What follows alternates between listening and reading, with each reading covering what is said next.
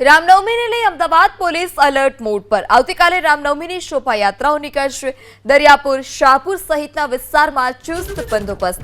એસઆરપીની 15 company તૈનાત રહેશે। વધારાની એક કંપની મંગાવવામાં આવી છે। શોભાયાત્રાની પોલીસે 24 જેટલી અરજી મળી છે। શોભાયાત્રા દરમિયાન ડ્રોન અને વિડીયોગ્રાફીથી નજર રખાશે। જેસીપી કક્ષાના પોલીસ અધિકારી શોભાયાત્રા દરમિયાન હાજર રહેશે। રામનવમીના જે શોભાયાત્રાઓ છે એની આપણે બધું સમીક્ષા કરી છે। ખાસ કરીને અમુક સેન્સિટિવ એરિયાઓથી જે દરિયાપુર, શાહપુર બાજુ જે નીકળવાના છે એની આપણે ખાસ બંદોબસ્તની વ્યવસ્થા કરી છે। એક એસઆરપીની કંપની આપણે એક્સ્ટ્રા માંગી છે, 15 ઓલરેડી આપણી પાસે છે અને વ્યવસ્થિત એમાં આપણે વી આર વેલ પ્રિપેર્ડ ને અત્યાર સુધી 23ની પરમિશનના છે।